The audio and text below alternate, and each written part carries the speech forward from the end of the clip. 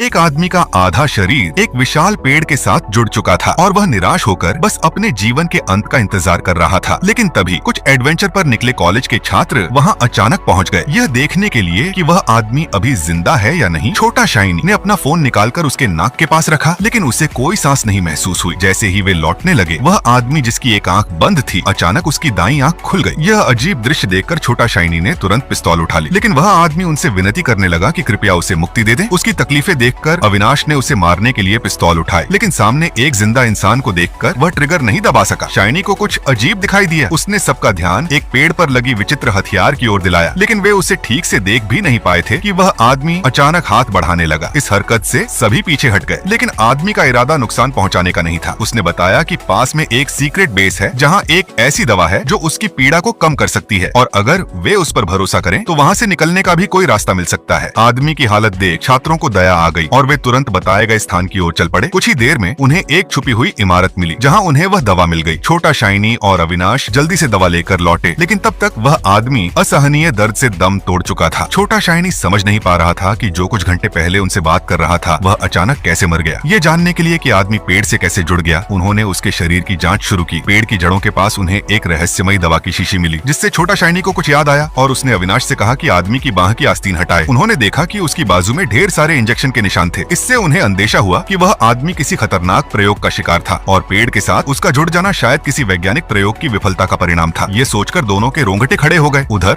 Base में मौजूद उनके एक और साथी ने वहाँ की कंप्यूटर स्क्रीन चालू की और एक फोल्डर खोला। उसमें एक वीडियो था जिसमें वही आदमी दिखाई दिया जो पेड़ से जुड़ा था। यह वीडियो उसने प्रयोग से पहले खुद रिकॉर्ड किया था। वीडियो से पता चला कि वह आदमी एक स्पेस फिजिसिस्ट था जिसने कुछ साल पहले इस क्षेत्र में अजीब स्पेस वाइब्रेशन महसूस किए थे। उसे लगा कि ये टाइम ट्रैवल का सुराग हो सकते हैं, इसलिए वह यहाँ आकर छुप गया और रिसर्च शुरू की। लेकिन सालों की मेहनत के बाद उसका प्रयोग बेकाबू हो गया, जिससे उसका आधा शरीर पेड़ से जुड़ गया। वह अजीब सा हथियार भी दरअसल टाइम ट्रैवल डिवाइस था। वीडियो में एक और रहस्यमयी आदमी भी दिखा जो वैज्ञानिक की मिन्नतों की परवाह किए बिना उसे इंजेक्शन लगा रहा था। यह देखकर छात्रों को समझ आ गया कि यह जगह किसी बहुत बड़े रहस्य को छुपाए हुए है। उन्होंने तुरंत वहां से भाग निकलने का फैसला किया और उस खतरनाक जगह को हमेशा के लिए छोड़ दिया।